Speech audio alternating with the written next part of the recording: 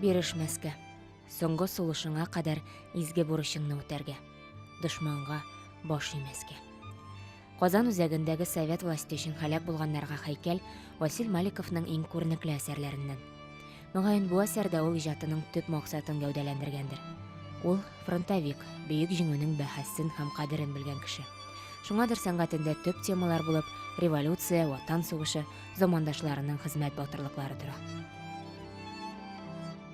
Васил Маликов гаҗәеп кеше була. Ул бит Бөек Ватан сугышына кайтканнан соң укучылар белән, укучы яшьләр белән очрашканда да гади халыкмы, төрле катлам халкымы гаҗәеп итеп Бөек Ватан сугышы турында сөйли торган кеше була.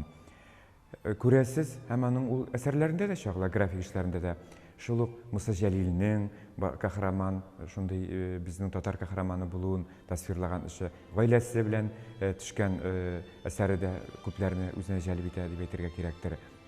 Ул безнең шәһәребезне матурлауда да бик күп өлеш керткән кеше.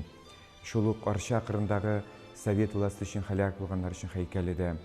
Аннан соң Сабадагы Павел Корчагин һәйкәлеме ул, Муса Җәлил, Леногорскидагы эшләгән сыны сәнгать эшләреме, барысы да аның иҗат тупламасын баетып, бизәп тора дип әйтергә кирәктер. Васил Маликовның график әсәрләре моңарчы күргәзмәләргә куелмаган. Биредә эскизлар, мөстәкыйль әсәрләр дә бар. Аның графикасы аша без сынчы рәссамның хезмәтен, әсәрләрнең ничек барлыкка килүен күзәтә алабыз. Рәссам алдында агач та, таш та, металл да бирешә.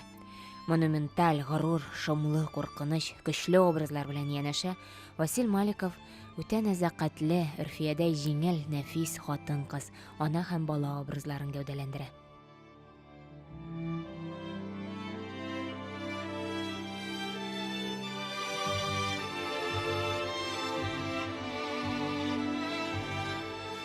Татар сәнгать мәйданында сынчы рәссамнар күп дип әйтеп булмый. Бакый Урманчы, Садри Ахун, Васил Маликов. Бакый аганың исеме әле телдә булса, калганнар берникадәр онытылып бара. Бу әсәрләр күләгәдә калырга тиеш түгел.